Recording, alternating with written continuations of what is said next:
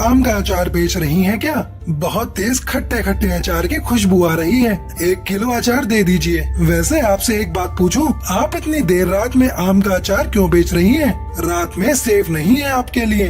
अरे कोई बात नहीं, इसमें बुरा मानने वाली क्या बात है। सुबह मुझे समय ही नहीं मिलता और जब मेरी बिक्री नहीं होती तो मैं रात को भी अचार बेचने निकल जाती हूँ।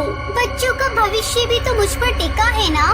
जैसे ही बंटी अचार लेकर अपने घर की तरफ बढ़ता है, वो उस अचार को खा लेता है, जिसके बाद उसकी आंखें लाल हो जाती हैं। तभी आम का अचार बेचने वाली चिड़िया अपने असली रूप में आ जाती है।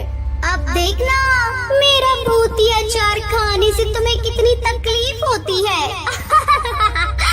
वहीं बंटी दूसरी तरफ अपने घर में जाते ही तोड़फोड़ करने लगता है। उसकी पत्नी टुनटुनी भी परेशान हो जाती है, उसे रोकती है, लेकिन बंटी पर तो भूतिया अचार का असर था। बंटी टुनटुनी को धक्का दे देता है। बंटी, ये तुम क्या कर रही हो? ऐसे बिहेव क्यों कर रही हो? मार डालूंगा मैं, मार डालूंगा। चाकू चाकू कहाँ है? तभी बंटी चाकू लेकर टुनटुनी और अपने आप को मार देता है। ये सब भूतिया चिड़िया की आत्मा खिड़की से देख रही थी। आखिर मेरा भूतिया अचार सही से काम कर गया इस कबूतर पर। अब तो सबको अपने भूतिया अचार बेचूंगी और मारूंगी, एक तीर से 2 निशाने। अगले दिन फिर से शाम को वो अपना भूतिया अचार बेचने निकल जाती है। अचार ले लो अचार, ताजा ताजा आम का अचार, जो खाए ना पछताए। सस्ता है सस्ता है, आम का अचार बिल्कुल सस्ता है। ये कहकर वो पक्षियों को अपना भूतिया आम का अचार खिलाकर मारने लगती है। इस तरह सबको मार डालूंगी। ठीक नहीं किया तुम सब पक्षियों ने मेरे साथ, बदला लेकर ही रहूंगी तुम सबसे। आज तो बहुत बिक्री हो गई, चलकर बच्चों को पैसे दे देती हूँ। ये बोलकर भूतिया चिड़िया की आत्मा अपनी बेटी पिंकी और बेटा गोलू चिड़ा के पास जाती है। बच्चों, ये लो तुम्हारे लिए खाने के लिए कुछ लाई हूँ, और ये पैसे लो और ज्यादा खर्चा मत करना, संभाल कर रखना पिंकी। ऐसे ही काफी दिन गुजर जाते हैं। एक दिन वो कड़कनाथ सेठ के घर भूतिया अचार लेकर पहुंच जाती है। साहब, अचार ले लीजिए, आम का बढ़िया बढ़िया अचार है। ऐसा अचार आपने कभी नहीं खाया होगा। अरे क्यों मेरे कान फाड़ रही हो? नहीं चाहिए अचार। मेरे पास आम के इतने पेड़ हैं कि मैं खुद आम का अचार बनाकर खा सकता हूँ। लेकिन मैं तो तुझे आम का अचार जबरदस्ती खिलाकर रहूंगी। ये देख, तुझसे मिलने कौन आया है? तू टूनी, तुझे तो मैंने मार डाला था ना। और आज मैं तुझे मारने आई हूँ, चल मेरे साथ। ये बोलकर वो कड़कनाथ सेठ को पकड़कर जंगल में ले आती है। उसकी आवाजें सुनकर जंगल के सब पक्षी वहाँ इकट्ठा हो जाते हैं और बोलते हैं, अरे भूतिया चिड़िया की आत्मा, तुम क्यों मार रही हो इस भले पक्षी को? ये कोई भला पक्षी नहीं है, नफरत तो मुझे तुम सबसे भी है। कुछ को तो मैं मार चुकी हूँ, अब इसे भी मार डालूंगी। 1 महीने पहले ही इसने मुझे बड़ी बेरहमी से मार डाला था। ये बात तो तुम सब जानते ही होंगे। मैं कितनी गरीब थी, कैसे कैसे अपने दोनों बच्चों को पाला करती थी। फिर मेरे आसपास का झाड़ू पोछे का काम भी छूट गया। तभी मैंने सोचा कि अचार बनाकर बेचूंगी, जिससे मुझे 2 पैसे आएंगे और इन पैसों से मैं अपने बच्चों का पेट पाल सकती हूँ। लेकिन मेरे पास आम के अचार बनाने के भी पैसे नहीं थे। फिर मैंने कड़कनाथ सेठ के खेत में इतनी आम के पेड़ देखे कि मुझे लगा अगर इनमें से मैं कुछ आम गायब भी कर लूँ तो उसे क्या पता चलेगा। तो 2-3 बार मैंने हर रात उसके आम के बगीचे से आम को चुराया और उसका अचार बनाकर बेचा। एक दिन कड़कनाथ सेठ अपने पेड़ों को देखकर कहता है, अरे मेरे आम कहाँ गायब हो गए? लगता है किसी ने मेरे आम तोड़े हैं। आज रात मैं यहीं रहूंगा। उसी रात कड़कनाथ से डंडा लिए अपने पेड़ों की पहरेदारी कर रहा था। तभी टूनी आम चोरी करने के लिए जैसे ही तोड़ती है, वो उसे देख लेता है और जंगल वालों को बुलाकर कहता है, अरे देखो देखो कैसे मेरे आम हर रात को ये चुराया करती थी। आज मैंने इसे रंगे हाथों पकड़ लिया। ऐसी चोरनी को हमारे जंगल में रहने की कोई जरूरत नहीं है। ये सुनकर सब पक्षी पत्थर से टूनी चिड़िया को मारने लगते हैं। वो अपनी जान की भीख मांगती है पर कोई उसकी नहीं सुनता। मुझे मार डाला, अब मेरे बच्चों को कौन देखेगा? छोड़ूंगी नहीं कड़कनाथ तुझे। अब भूतिया अचार खिलाकर सबको मारूंगी। तभी मैंने जादू से भूतिया सेठ, तुझे इस अचार को खिलाकर मार डालूंगी। सभी पक्षियों के सामने भूतिया टूनी चिड़िया की आत्मा उसे अचार खिलाकर मार डालती है और अपनी बेटी पिंकी चिड़िया से कहती है, पिंकी, मुझे यकीन है तुम गोलू को और अपना अच्छे से ख्याल रखोगी और जो पैसे तुम्हें दिए हैं उन्हें अच्छे से इस्तेमाल करना।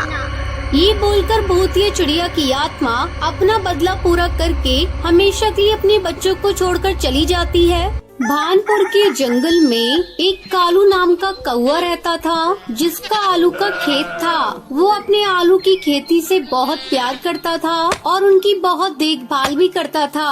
एक दिन की बात है, आज तो बहुत गर्मी है और मेरे आलू के भी बाहर आने का समय हो गया है। घर पर जाऊंगा तो बीवी की चिक चिक सुननी पड़ेगी।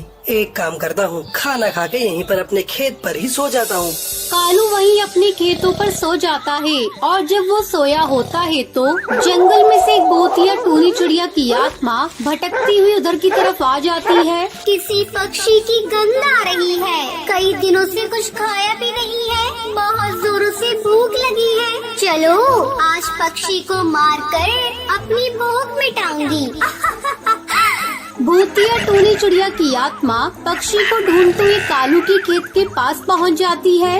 आज तो पक्षी का मांस खाने को मिलेगा। कितने दिन हो गए किसी पक्षी का मांस खाए हुए। आज तो पेट भरकर खाना खाऊंगी। कौन हो तुम? अरे बाबा, भूतिया चिड़िया की आत्मा, क्या चाहती हो मुझसे? एक भूतिया चिड़िया की आत्मा क्या चाहती है? तुझे मैं मार के खा जाऊंगी। और क्या, बहुत दिनों से भूखी हूँ। इतना खट्टा खट्टा है तो तुझे खाकर तो एक बार में ही पेट भर जाएगा मेरा।